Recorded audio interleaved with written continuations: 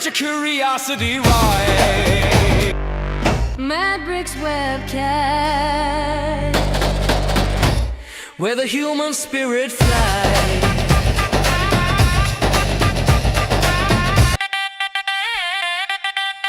Madbrick's webcast. Where the human spirit flies.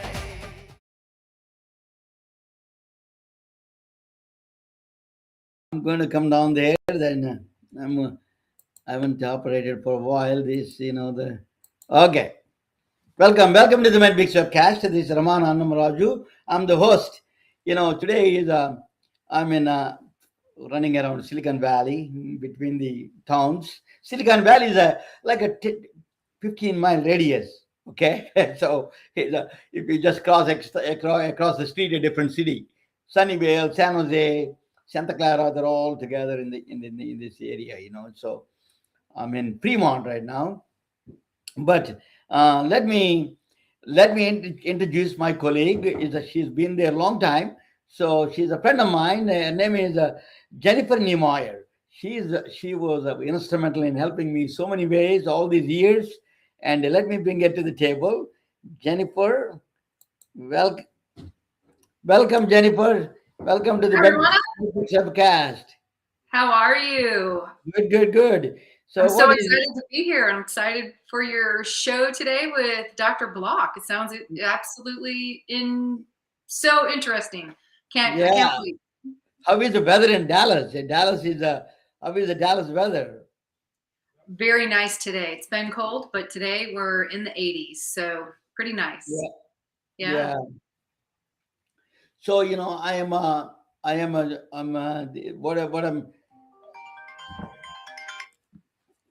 some phones coming in. I cannot do. So 1 second, if you don't mind. I am in the podcast. What? Okay. What do you? Yeah. Anyway, sorry about that. You take this one, man. Yeah. Sorry. I have a question, Ramana. I was looking at some of the concerns in healthcare, and I've noticed myself because I've been to some physicians' offices around here in Dallas, Fort Worth for family members. And I've noticed that there's a lot of notices saying that physicians are retiring, they're closing their practices. And so I did a little research, and then along with that, it showed that there's this huge gap between urban and rural healthcare. And so I didn't know if you have touched on that. And I know that Dr. Block does some consulting, coaching and leadership training, for physicians. And I wonder what the real reason is that I seem to be seeing a lot more now than ever before of physicians retiring and closing their practices. Yeah, rural healthcare is a big challenge. Let me introduce you, Dr. Jonathan Block. He has a very interesting background.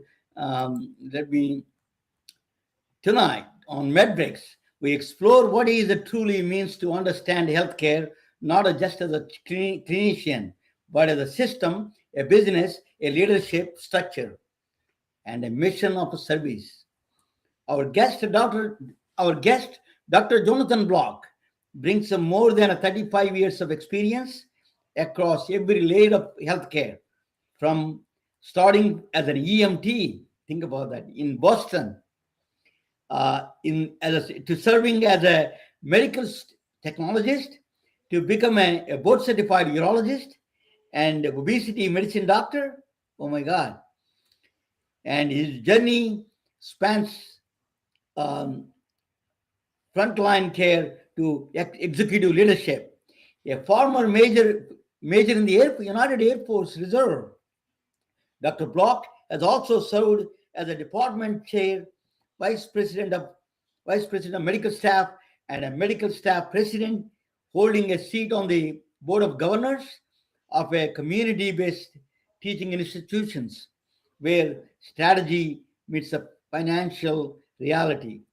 With the advanced degree in healthcare administration, public health, legal studies, he's a doctor, he's a kind of a lawyer, I think, and emergency management studies, along with decades of consulting in pharma, biotech, and venture analysis and medical device innovation. He bridges clinical excellence with the business acumen today. As the Vice President and Director of the Medical Affairs at Yarbo and founder of Peerhead Lighthouse, he continues shaping leaders in healthcare. Dr. Block represents something rare, someone we have seen healthcare from the ambulance to the boardrooms. That is a, we need to bring him back, bring him to the table. Oh God, what a, I tell you, another famous man in the, welcome, Dr. Block. Thank you. Thank you very much. You make me sound more important than I really am. Yeah, I have another important person who is started as a EMT person in Boston, not in New Orleans. He became a very powerful guy. Athena Health CEO, Jonathan Bush. He started as an EMT. I didn't know that. Yeah, Jonathan Bush is he wrote a book called where does it hurt. That's he wrote a book, and that he's from Boston actually. So tell me, your background is mesmerizing for all of us. Tell us a little bit about what I went through, Jenny. I can't even read the reams of experience you have. So if you can tell us a little bit about your background. Sure. So I've kind of had this very meandering journey. I started off, knowing I was going to go into medicine. When I was in college, I wanted to get my feet wet. So I became an EMT. I took a class in college. It was my first semester. I learned how to be an EMT basic, and I started running rig outside of Boston. And I got a lot of great experience. I had some scary experiences. And then after graduating from college, I got into medical school, and I started working also as a phlebotomist at a local community hospital on Long Island. And because I had graduated with my bachelor's, back then there were two ways of becoming a medical technologist. You could either graduate from an accredited program, or you could do what was called the clinical training pathway. And I was kind of already doing some of the work in the lab, wasn't supposed to, but I was doing it anyway. And so they trained me, and I would work hematology, I would work chemistry, toxicology, micro. My favorite shift was the midnight shift. I loved it because nobody bothered me. I could come in, I would run hematology all by myself. I'd go back into micro, I'd plate, I'd read, I would run toxicology, chemistry. It was a skeleton crew. It was wonderful. I loved working there. I learned a lot doing laboratory medicine. And it was interesting because I was working under a pathologist, Dr. Rabinowitz. And one day I was in the lab, and he had to come in and do an autopsy. And he grabbed me. He's like, Jonathan, come with me. I'm doing an autopsy. You want to come see it? I'm like, absolutely. I got to see this. So we're standing there at the table. He's doing the autopsy, and I'm listening to him. And I said, because of you and my experience, I'm thinking of going into laboratory medicine. He literally put down an organ, stopped what he was doing, looked at me, says, no. He goes, you're a clinician. I can already tell. And it kind of made my mind that pathology was out for me. When I went to med school, I honestly never thought I would be a urologist. Never thought. My father passed when I was 8 years old from severe diabetes complications. So I'd always imagined I'd be an endocrinologist, I'd go into family practice. So I did my surgery rotation, first rotation of third year, just to get it out of the way. I absolutely fell in love with surgery. So all these experiences have begun to teach me that sometimes life is more about what gets thrown at you and how you handle it than what you choose for yourself. And a lot of the hardest decisions in life are really the ones that are made for you and not by you. And I've learned that throughout. So, I realized once getting out and finishing residency and getting into practice, what really got me honed on all these degrees and certifications was I realized I was a philosophy major in college. That was my first major, a dual major. Philosophy was my number one, and actually in the philosophy of religion, that's what I wrote my thesis to graduate in. And I always remember, Plato and Socrates. And the first thing that's, they always said was, the one thing I know is I don't know anything. And you always have to approach life with, you don't know as much as sometimes you think you do. And I realized when I was in practice with my partner in private practice, I didn't really know how to run a business. They don't teach that in medical school. They don't teach it in college. They don't teach it in high school. They teach you nothing about these things. They want you to be a doctor, but they don't really teach you how to run a practice. So I began taking management courses. Then I decided I'm going to get my MBA. So I got my MBA in healthcare administration. And then I became a department chair. And that was also because life throws things at you that, the decisions aren't necessarily yours. I realized we weren't having routine meetings in our community in a small city. And I said, we really should be having department meetings among the hospitals. And they said, well, my partner said, and a few others said, well, if you want to do it, set it up. So I did, set it up a dinner. And sitting around the dinner table, I was the youngest guy at the dinner table. At the time I was thinking I was 32 years old. Everybody's much, much older than I am, gray hair urologist. And I said, okay, we should form a department. They said, that's a great idea. You should do that. And I go, what do you mean? I go, we need a chair. That's a great idea. You should do that. So I got basically elected to be the chair of the department. I was the chair of our department for many years. I sat on the medical executive committee, worked my way through the ranks, and I became the vice president and eventually the president of the medical staff, where I finished a few years ago. And I realized I had a lot of experience. And during that time, I found more gaps in my education and knowledge. A business degree only goes so far, but in medicine, especially in the higher levels, you're dealing with a lot of administrative issues, bylaws, compliance, regulatory environment. There are a lot of letters shooting back and forth between legal and compliance and inside, outside, JACO's coming in, DMV's coming in, CMS is asking for certain things. There's a huge regulatory burden. And physicians, again, we're not trained to that. So I decided to go back and get my master's in law. I essentially took every class a lawyer takes except criminal evidence and procedure. So I got grounded in that. Then I realized I had a gap in understanding some of the public health aspects. So I went back and got my master's in public health. So I slowly piecemeal myself together as time goes on. And I got board certified in obesity medicine because I had an interest in that. And I figured, that'd be a great exit plan. And honestly, I want to answer the question is why more physicians are retiring. I want to get to that because that's part of the exit plan. But throughout life, we find gaps in our knowledge. We find gaps in our experience.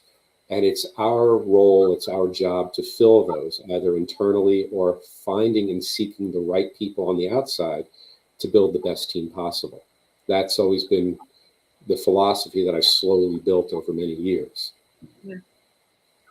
Dr. Block, one of the major things I'm just going to talk straight into the Silicon Valley's mode. Okay, that is the AI, artificial intelligence. Mm-hmm. I think some people are saying that we don't need to be expertise. You don't need a doctor. AI can do that. They're already expertise. What do you think in the future for the doctors holding these? Silicon Valley says that we can replace the doctors because we don't need them for the expertise. But there is some problem. I presented a lot of limits of AI. I've been in 3 series. I did that. 4th series I will be doing soon. 4th one, the 4 series part. One of the series I told them is that the black box problem is still is not solved. The second one is irreversibility of the biological systems. But what is, in your point of view, what do you think AI cannot replace the doctor? I write a lot of this on my LinkedIn page. I see that, yeah. I do a lot of work. I'm a huge advocate of AI. I use AI not just every day, not just every hour, probably every 10 to 15 minutes I use AI. I have AI bots that help me run my consulting, answering phone calls, checking emails for me. I use AI for running queries on medical issues and checks. I basically run chat, Gemini. I have other AI bots that are running in the background. And what I've learned is that AI is a great tool like any other. It's like a hammer or a screwdriver or a wrench. The problem is that You can't use a hammer on every problem. You can't use a hammer on a screw. So AI has an incredible ability when we're talking about large language models. Now, what overcomes the LLM is what they're getting into now are the LRMs, the large reasoning models. And those may eventually supplant some of the reasoning of the physician. And I've always believed in the trust but verify theory is, you can trust the AI to a point as long as you understand how to use the tool. If you're using the tool, the hammer properly, you're holding it properly, you're having the right set, it will work very well for you. So with AI, you have to set your context, your parameters, ask it very specific questions. You have to treat AI like a toddler. You can't just say, go put this glass away. You have to tell your toddler, pick up the glass, walk it to the second counter, open that drawer and put it on the third shelf where there's a gap. The toddler will do it perfectly. AI is no different. With the reasoning models, AI can start to reason on its own. Now, eventually, will AI replace the physician? Probably. Look, we're probably getting to the point of Star Trek.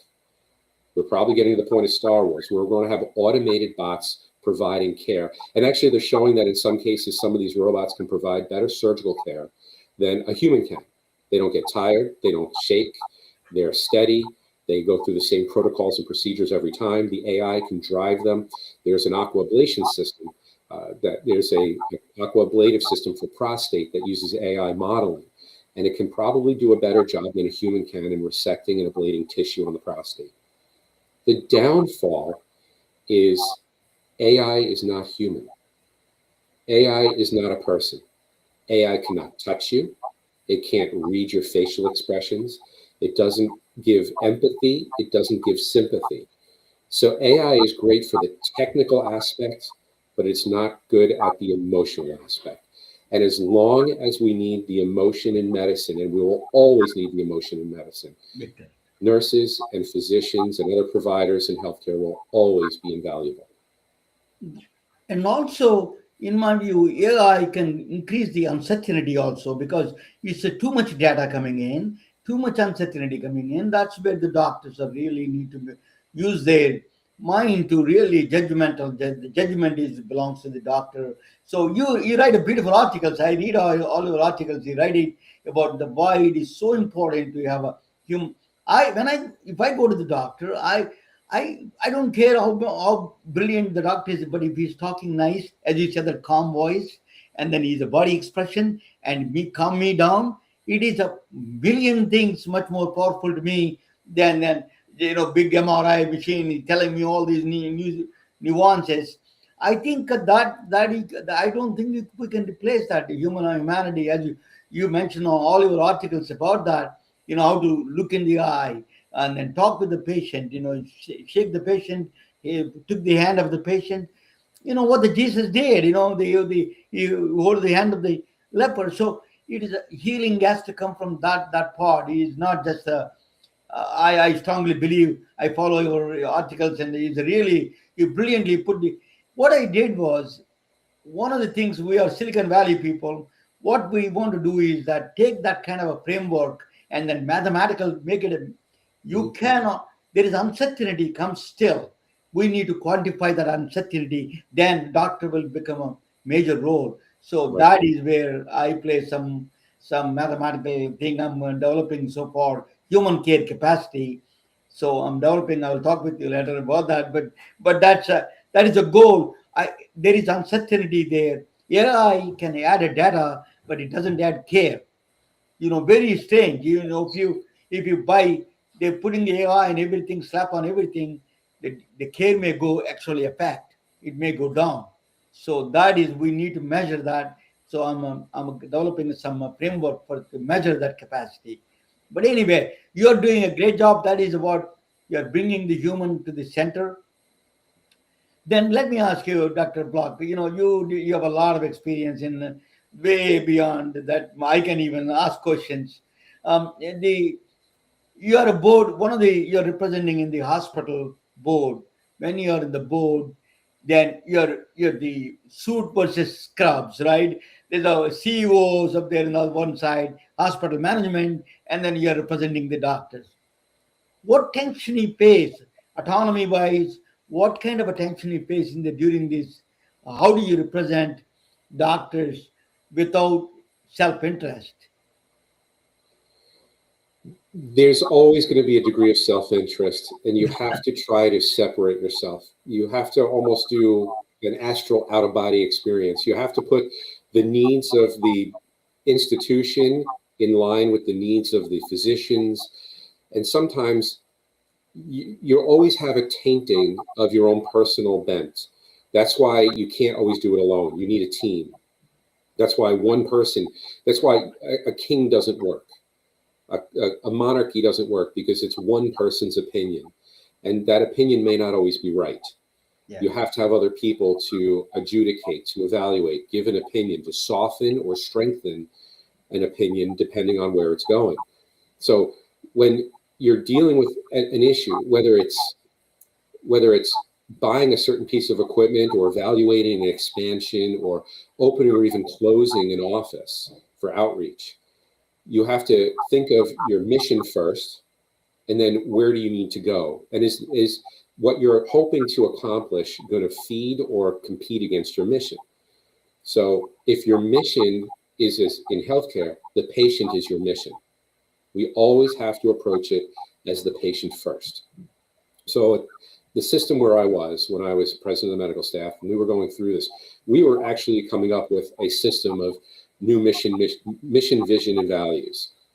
And in these meetings, the one thing I kept saying is the patient has to come first. No matter what we do, number one, the patient must come first.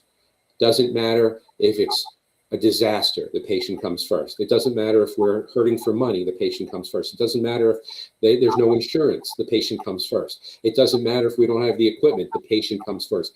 And then we will sort everything else out. The patient must come first.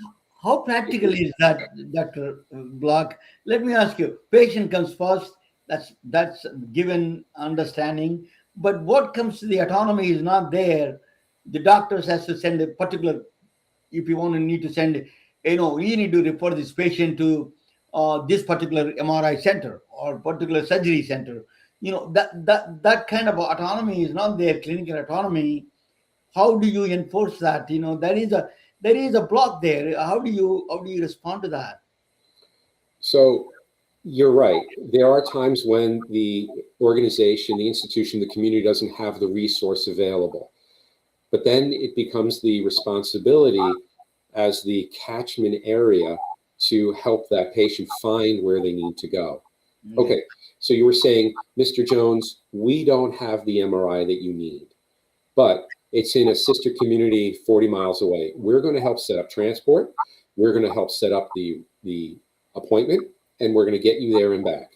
That's where it goes. And how does it work?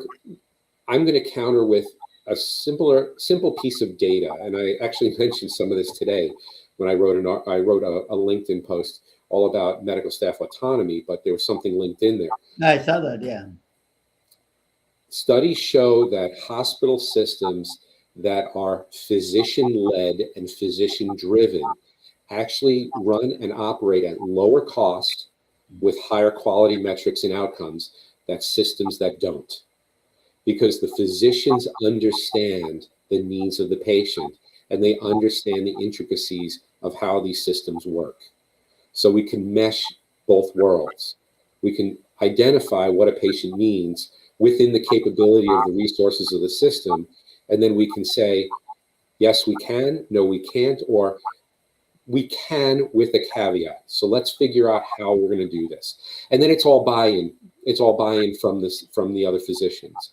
If you have a physician-led system, physicians tend to aggregate and follow. If it's a non-physician-led system, there's almost an impetus to create an obstructionist view, meaning why would a pack of lions follow a tiger? You're a cat, but you're not one of our cats. But the law prohibits at this time. The physicians cannot own the hospitals, right? The law is not there yet. It depends. It depends. It depends on the state. In some states they can. In some states they cannot. But it's many of the physician-owned institutions are grandfathered in, and there are several of them across state lines. Yeah. There was an article that came out, I believe, early last year it was somewhat of a throwaway journal looking at these institutions, and it looked at all these metrics. It was a great little article, and we need to overcome the regulatory environment. The problem we face is I feel like medicine, modern healthcare, is where the airline industry was in the 1970s. I don't know if you remember back in the 1970s, the airline industry, quality was going down, safety was going down, costs were going up. Everybody was disgruntled. Airlines were running over budget, never on time. Everybody was angry. And then the Reagan administration came in and they deregulated the industry. They decided to say, we're going to have basic safety guardrails in place, and we're going to let the industry, we're going to let you compete and figure out to do this yourself. Yeah. And what happened? On time went up, safety went up, quality went up, prices came down. Yeah. We're facing a situation where, so I belong to an organization called the American Association for Physician Leadership. The current CEO of that organization, Peter Angood, he's stepping down. He wrote a book called Every Physician is a Leader. And I read that book and I disagreed with him. And I told him that. One of the things he wrote in the book is that, medicine is still one of the most, least regulated industries that exists. I believe it's the exact opposite. Healthcare is one of the single most regulated industries in the United States at this time. It has every finger in the pot from every level, from community to county to state to federal government. Multiple agencies all want a piece of this pie. Yes. And it just gets worse because what happens is the standard regulatory theory is we have a problem, let's institute another policy to try to fix it. So the regulatory stack keeps growing and quality just keeps going down. Yeah. It's time to deregulate medicine.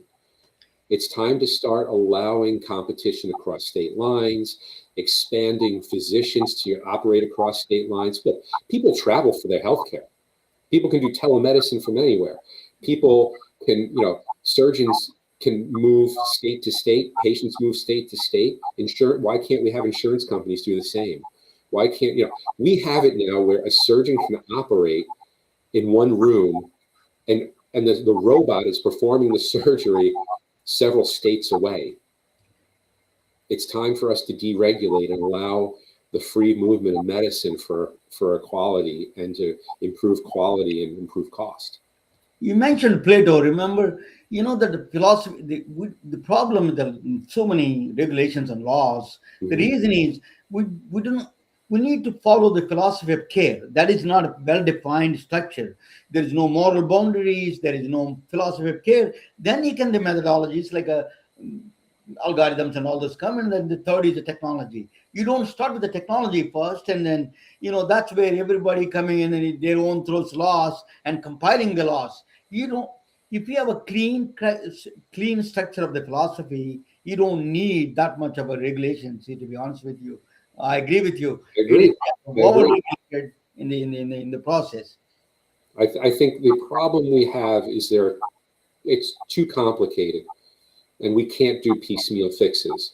So I had a conversation a few years ago with somebody over drinks, and they said, "How would I fix it?" My first response would be to dismantle the entire system. Yeah, you have to dismantle the entire system. You have to dismantle the entire system. It just doesn't work. It can't work. We can't piecemeal fix this. And it's going to be a significant growing pain. How would it work? I have no idea. I think we need smarter people than me to try to figure this out. But the current system doesn't work. I've already seen it where people, I hate to say this, people are already dying. Dying, yeah. I can tell you from physics point of view, there is no system engineering, there is no principles, there is too many laws because whenever they see a patch and put a patch there, and then it is a patch system. It's nothing to do with the philosophy. It has no central philosophy, it is nothing is there. it is just whoever comes there and putting the patch there and keep going. Yeah, So, it's because you have one person with one view. It's everybody operating under their own special interests. You have the lawyers on one side for torts. You have physicians trying to protect their economics. You have hospital systems who are losing money. And honestly, who gets lost in all this?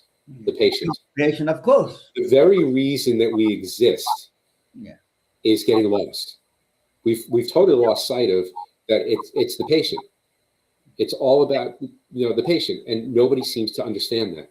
But in order to make the economies work, you have to see more patients. You have to be more efficient. You have to do more.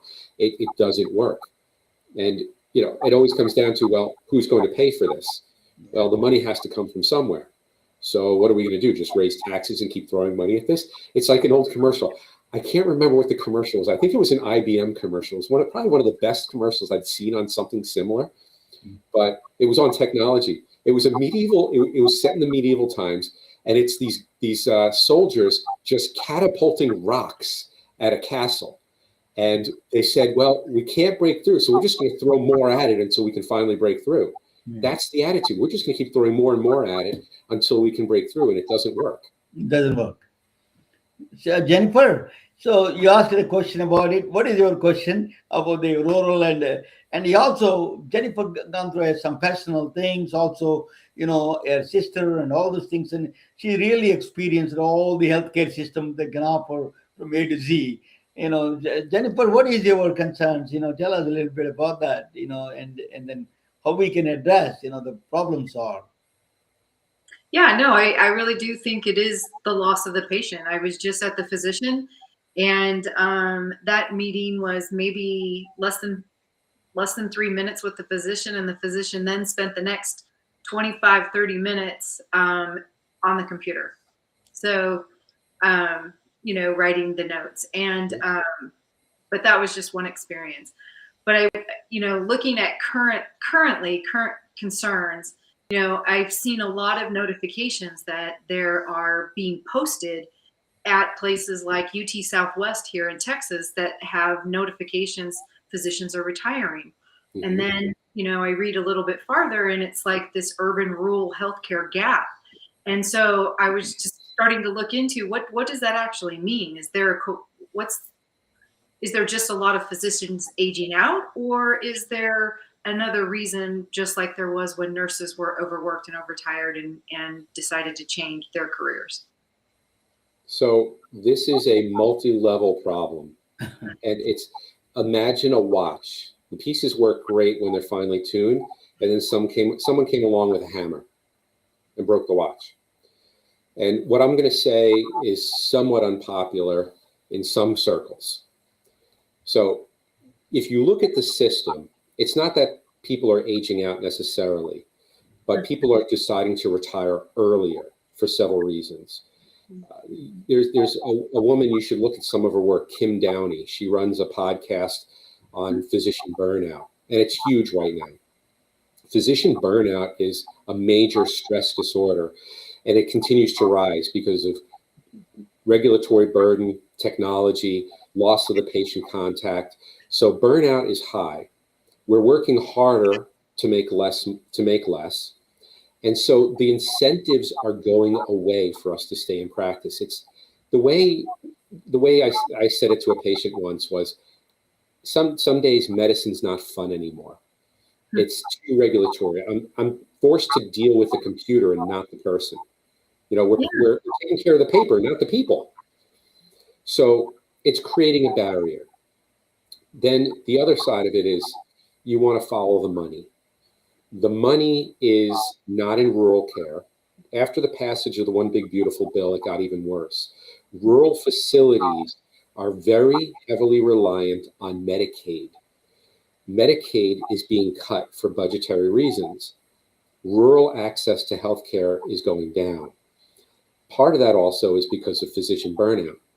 People don't want to go and be a solo practitioner in a rural area, not make a lot of money when they're going to be on call all the time. We're starting to see a big push in medicine towards better work-life balance. That's why you're seeing larger centers of excellence aggregate physicians. When you're recruiting physicians in these larger centers, they're all going to larger places where they're not on call every 1 or 2 nights. They're on call every 10th night.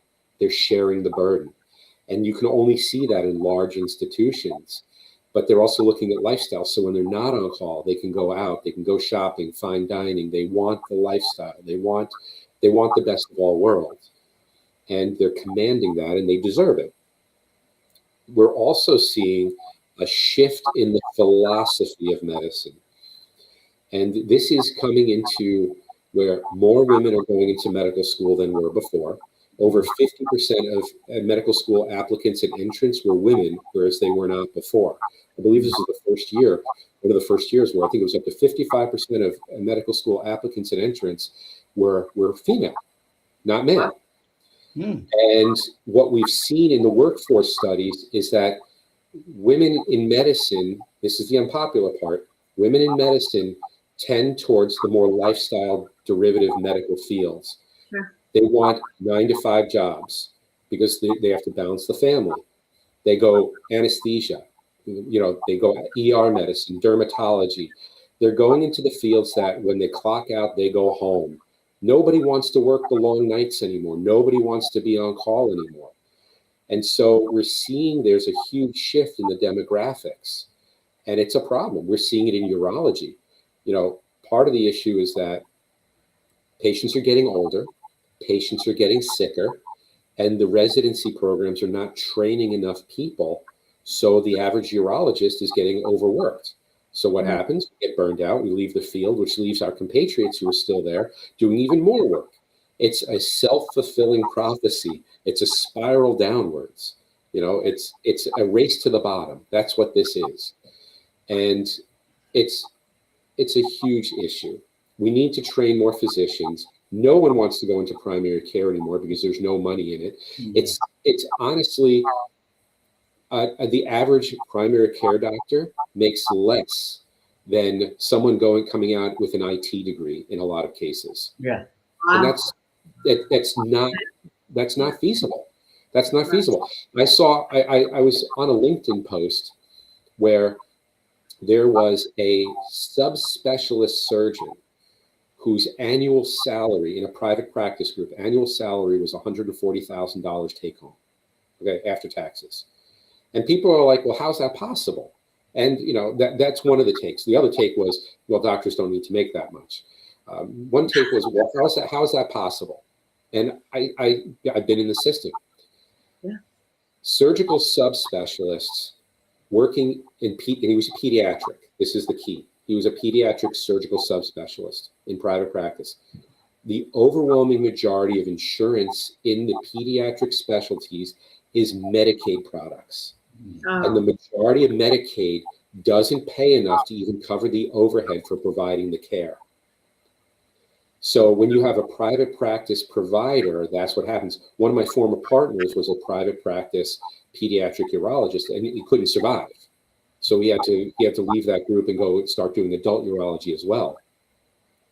The reason that you're seeing these aggregated centers with employment models is because these are now what we call this in business a loss leader. So you provide the pediatric service to say you have that arm in your armamentarium, so it catches all the patients, and then you make it up. That is a loss to the institution, but you can pay the physician $500,000 to provide all the services, but you make it up on all the other ancillaries the institution can provide. That's why public service and larger aggregated institutions can do it, and you can't do that in private sector. These are all the nuances that people don't think about, and physicians aren't trained in this. This is the business side of the model. But when you're putting your feet in both worlds as a clinician and business, you can look at this and say, the patient comes first. We need to provide this model, but we need to get the physician. How are we going to do this in the most efficient, cost-effective way and get everybody what they need? Dr. Block, there is another big impending problem for the United States now. People are getting older. Yes. There is a huge people of 65 and older is coming in. The tsunami is coming to the California is one of the biggest impact of the places. So how do you think we can cope with this kind of a huge demand for the healthcare services? Well, I want to add a second ancillary to that. It's not only getting older, but getting bigger. So I'm going to put on my obesity medicine here. Yeah. Obesity is an epidemic in not just the United States, but the entire world. Yeah. We're getting to the point by 2030, 50% of the population will have been classified as obese at any time in their lives. Okay? And obesity is classified as a BMI over 30.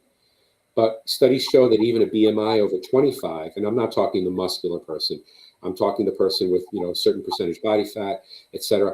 Even overweight people have higher health problems. So obesity has been shown and linked to several comorbid conditions, which are linked to massive costs in the healthcare system, from cardiac disease, coronary artery disease, atherosclerotic disease, to osteoarthritis, kidney disease, liver disease, increased risk of cancers, diabetes. Obesity is increasing in this country. In my personal opinion, I blame it on the food industry. I really blame this on the food industry. Yes, it has a lot to do with our technology changing in screen time, but if people actually track the introduction of high fructose corn syrup into the food supply, that's when obesity started to explode. So this problem is exported to India also. They're getting a big now. This obesity problem. We never thought India would be. India was one time we have food shortages. Now the obesity problem is a big problem in India. It's everywhere in the world. It's everywhere in the world. Because we have high caloric foods, increased sedentary time because technology does our work. I feel like we're getting to the point. Did you ever see the cartoon Wall-E from Pixar? Yeah. Oh, you have to watch that movie. That is, I think, the end result of our society. Technology takes over, and people just float around in these lounge chairs, and it becomes an obesity epidemic. So as the population ages, people are getting, obesity is becoming more of a problem. Healthcare expenditure is exploding, and we do not have enough providers to take care of them. We do not have enough money to take care of them. And this is a concern. I don't know the answer. What about the GLP-1 wonder drugs they're calling about? What you think solve some problem that you can contain some of the problems with that? Yes and no. I think GLP-1s are a fix. They're a temporary fix. But I believe that if you look at how GLP-1s act, people who tend to lose weight, they lose weight rapidly and they can't compensate. And I have a feeling we're going to start to see cardiovascular issues down the road. Yeah. I honestly believe we're going to start to see it. So some of the work I used to do, I worked in pharma. I had worked with Pharmacia and Pfizer. They actually trained me corporately. That's where I got a lot of my marketing and sales background in pharmaceuticals before I went into diagnostics and device. And I had worked very closely with them in corporate. And I learned that the majority of what you learn about products doesn't come in the phase 1, 2, or even 3 trials, the phase 3 trials or the human trials, so that they get FDA approved. It's really in the phase 4 trial, the after marketing, post ad hoc marketing analysis, where you find all these problems. Because now you have tens of thousands of patients on these drugs that you're monitoring for years. You're going to find the problems that you never saw in these other studies that got you to get FDA approval. And I really believe that the GLP-1s may eventually have some issues. I believe they're a temporary fix. Why?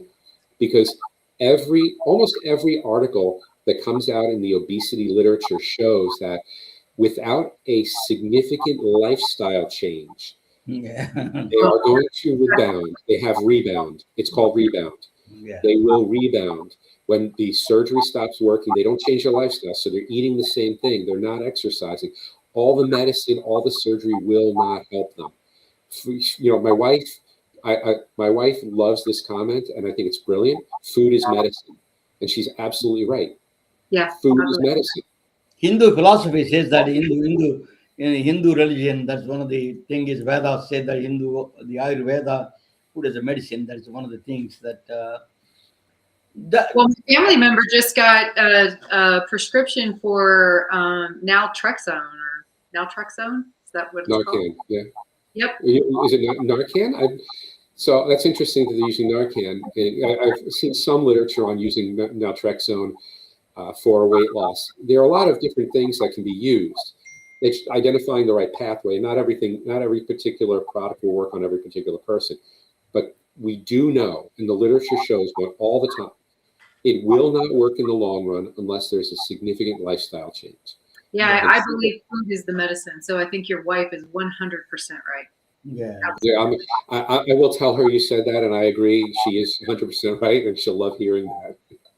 Well, I always think to myself, what's the key to me, right? What's the key to my balance? Right.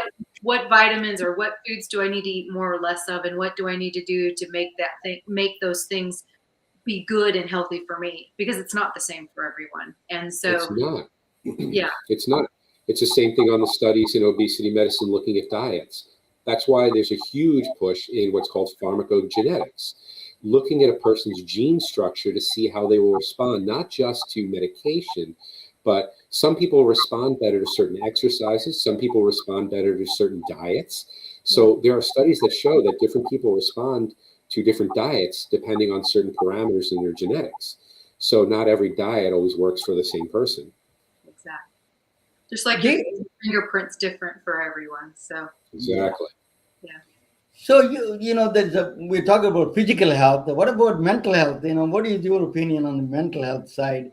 What we are going through? Why there is so much stress on the technology stress, this stress, that economic stress.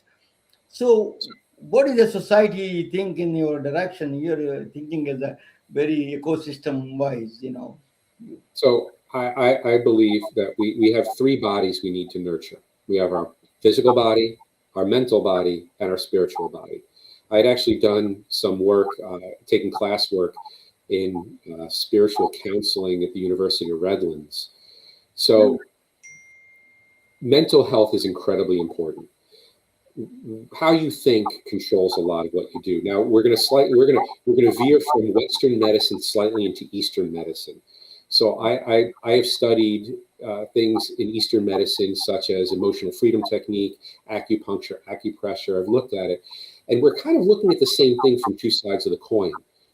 In Western medicine, you fix the body, you change the energy. In Eastern medicine, you change the energy, you fix the body. Neither system is perfect. Yeah. It's the studies have shown that it's really an amalgam. It's called complementary medicine, and there are providers out there who work specifically in this area, identifying different aspects of medicine that will help you. So one of my favorite stories was there was a patient years ago. I heard this story, who was diagnosed with stage 4 terminal cancer, and he would not accept defeat. So he went home and he essentially took out every Three Stooges comedy video he could find and watched them over and over, laughing hysterically. Yeah. And he was cured. He was cured. The mind, right? That's the placebo effect. The mind can do amazing things if you let it. Yeah. It's almost the observer effect in quantum physics. So I'm a huge believer in that, is that creative visualization. You see what a path that you want to be on, how you deal with things. When I was a resident and I would stand outside the scrub sink of this one room, I would wash my hands and I'd look up, and above the scrub sink, there was a saying up there. It said, 10% of life is what happens to you. 90% is how you deal with it. That was the saying above the scrub sink. And when I was washing my hands, I didn't really understand it. It's kind of like those Zen haikus, those Zen puzzle, what's the sound of one hand clapping? You don't understand it if you think about it with your rational mind. You kind of have to let it just stew in you for a while and just get an emotional response. And I really believe that the mind has the ability to direct us. And we as humans, we're tactile creatures. In healthcare, that's why AI can't replace us. When a patient sits down across from me, they're looking at my face. They look at my concern. If I'm concerned, they get concerned. If I'm relaxed, they're relaxed. If I'm emphatic, they understand. I love the article you mentioned. Yeah. AI can't do that. It's a mirror technique. The body language of a physician is so important that what he's saying, So I've been interacting with the doctors for a long time and lots of thousands of doctors. I see that I can see the difference. The people who worries you and then with with the calmness and the body language is of such a, it makes a huge difference in body language. That you were mentioning in your article today, very good article in my view. I think, yeah, I encourage all the audience to read about his articles. Very good. He writes a very interesting way. The AI cannot replace the physicians. That is a human factor has to be center of it. That is a really powerful argument. He puts it together. Dr. Block, another thing I wanted to ask you is, you're just a, I'm a quantum physicist. Only way I can explain quantum physics, I thought about it several times. How do you explain quantum physics? Only in India, when I was doing that, best way to understand quantum physics is through storytelling. Storytelling is the powerful weapon to tell this, quantum physics. So now you are a film producer. You produce a lot of, I don't know what you do. You're telling me what do you think in is healthcare? You can do the storytelling makes that difference in the healthcare industry. You think? Storytelling is very powerful. Yeah. It's the way we developed our language. We sat around the fire when we were cavemen, Yeah. and we would tell stories to entertain, but it was a way of developing our culture and driving our population for betterment. Stories, they don't just entertain us, they can teach.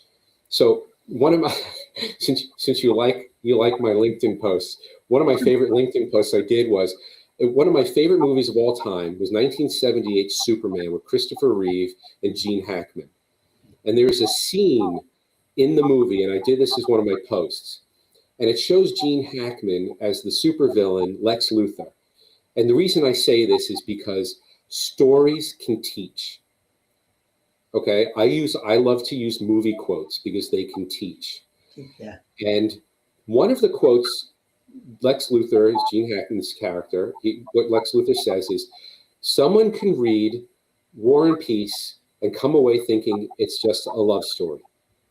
Someone else can read the ingredients on a chewing gum wrapper and unlock the secrets of the universe. It's all how you approach the story.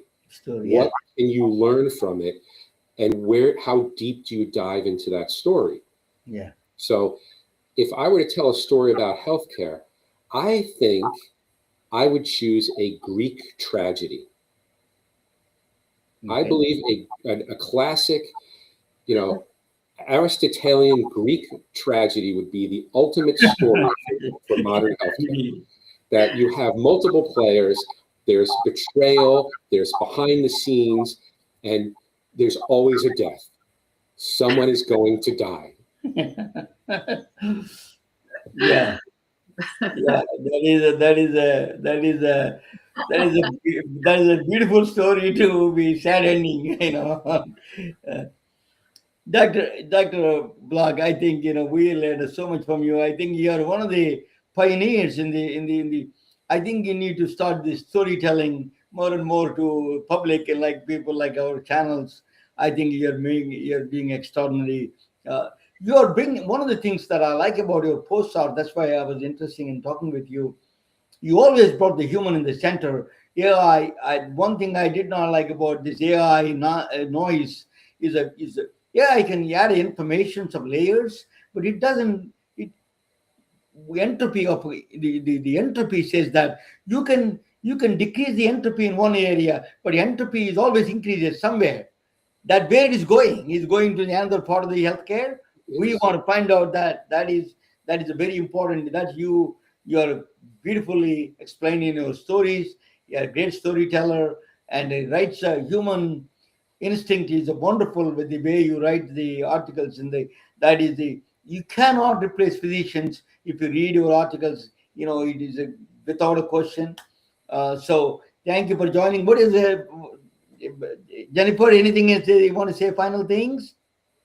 No, I read that you were a major in the Air Force, so thank you for your service. And I grew up in Bellevue, Nebraska, and a lot of people get transferred there to Offutt Air Force Base. So I don't know if you ever ended up there, but No, I was in the East Coast.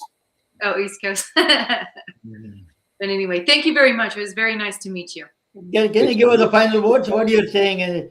What do you think of this healthcare system? What we do? What is your vision of this healthcare for all of us for the United States? Are you talking philosophically? Philosophically, we passed that all technology wise and the philosophical thing. What do you I think? believe You just that- wanted to burn the system. You want to start from scratch. If you were given you all the powers to start from scratch, what would you do? The first thing. Yeah, Shakespeare said it. First, kill all the lawyers. So I spent my entire career in the lawyer field, so that's funny. I would. This is a huge conversation. There are so many working pieces that have to be integrated. I believe that we are ultimately going to get to a system that's going to be very similar to Star Trek. Technology is going to augment our ability. It's going to expand our capability, give us more equitable care, faster delivery, and it's going to be more efficacious, cost effective, but the human will still be at the center. We still have to drive it. And why? Because if we let unfettered AI run loose, I almost believe what Elon Musk believes, that AI will ultimately turn into Skynet, like in Terminator. Yeah. That we've seen the story so many times that AI without a set of guardrails will become too dangerous. We need to do it like Isaac Asimov, iRobot. There must be a set of protocols that, Asimov's 3 Rules of Robotics. I wish everybody would read those books. Yes, because it tells you, back in the 60s, he thought of this, and we're facing that exact issue now with unfettered AI capability, without safeguards, without guardrails. But we need to put them in place because we must keep people at the center. And if we don't have safeguards, humanity will be lost. Yeah, absolutely. Just hang around for a few minutes, Dr. Block, and I will be back. But the program is over. Thank you for all joining. Thank you for all. It's a good night for all of you. Bye. Thank you. Thank you. It's a truly an honor and privilege to have you, Dr. Block. Oh, thank you very much.